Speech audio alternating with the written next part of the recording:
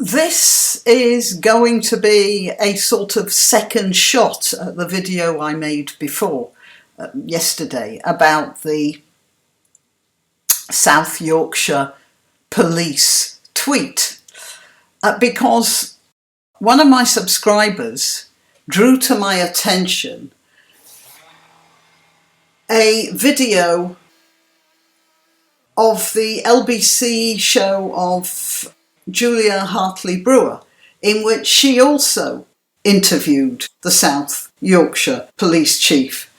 He must be feeling pretty pleased with himself, mustn't he? He's got all this exposure on the LBC. Oh, well, this is talk radio, but, you know, London radio stations. Anyway, this is what Julia Hartley-Brewer said sometime during the interview, and this is what I'm going to take issue about. So let's have a look at this. Maybe it's because the person I am. I don't know. I think that most people in this country, regardless of the skin colour, their religion, or anything else, they just want the police to do their job. They want the police to be on the streets. But Bobby's on the beat. They want if they record a crime to have that crime investigated, and they want their work done. I don't think they think the police should be remotely involved in the community's ethnic relations, other than where there is a crime involved. Right, and that's where you're wrong, Ms. Hartley-Brewer. And it's because of this. It's a matter of definitions. You see, in British tradition, the police are there to stop people from committing robberies or to catch them when they've committed robberies, to prevent public disorder that results in injury, or to catch people who commit injuries. Do you commit an injury? Well, you know what I mean. Now, she's forgotten that there are elements in British society now who don't think of the police in those terms at all. There may be others, of course, but I will speak directly about people from a Pakistani cultural background. Most of Pakistan is still a rural culture.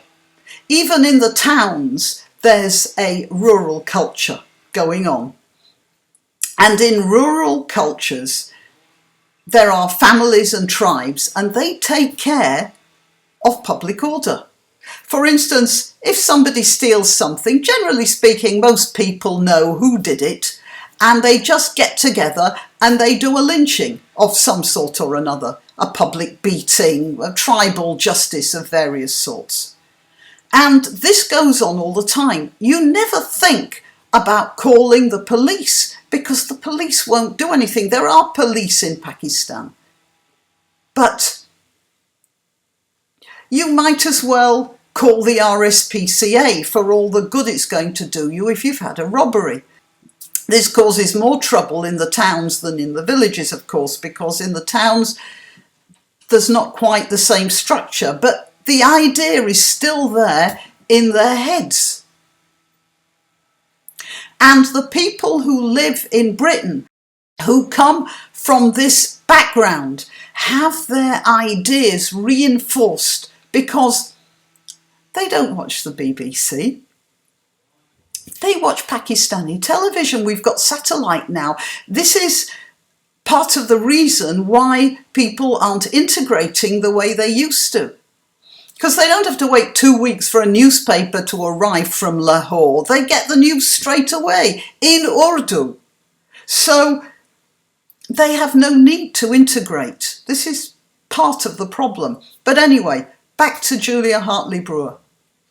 Her definition of what the police do is keeping public order, because generally speaking, we don't have tribal justice here. We rely on the police. In Pakistan, they don't. What the police are there to do in Pakistan, and indeed in most Muslim societies, is police public deportment. If a husband is walking along the street holding his wife's hand, they'd be in trouble. That's when the police step in. If a woman is walking abroad without a headscarf on, That's when the police will get in with their nightsticks and start bashing her about. If a man is seen smoking during Ramadan, that's when the police get involved. They have a completely different idea of what the police are for.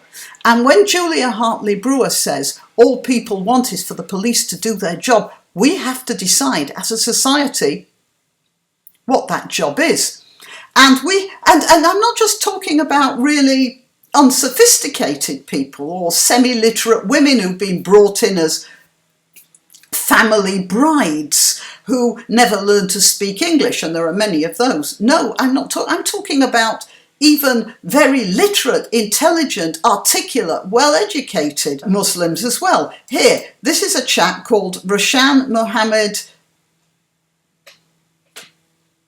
Sleih. Okay, let's hear what he has to say. But let me come back to my question. Why shouldn't we have the right to make fun of religions? And isn't, in a free society, don't we have the right to be offensive? It may be the wrong thing to do, it may be unnecessary, but doesn't freedom give a right to be offensive? Well, for once, I think I agree with Theresa May in the sense that I think, you know, freedom of speech is not absolute. It's not, you kind of, you know, you have a responsibility, and especially when you have to take into account things like social cohesion. A couple of guys were sent to jail for throwing bacon at a mosque just yesterday. Right.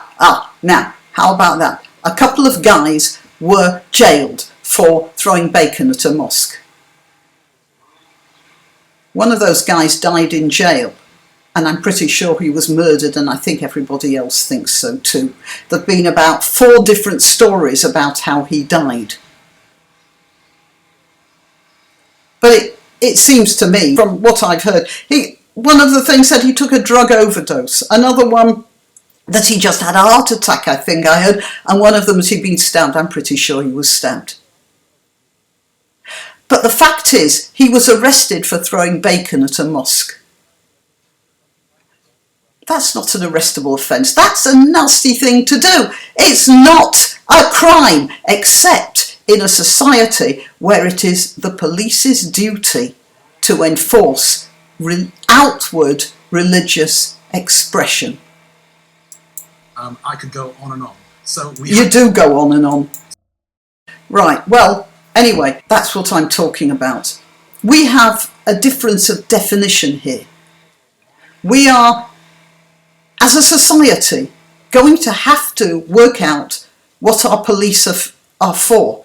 And so far, that police chief in South Yorkshire seems to have adopted Sleih's definition rather than Julia Hartley-Brewer. And as long as you, Miss Brewer, are going to think that you are arguing from one platform, when in fact there's a whole tranche of society that is arguing from a completely different definition, we're never going to be able to reach any sort of a decent conclusion.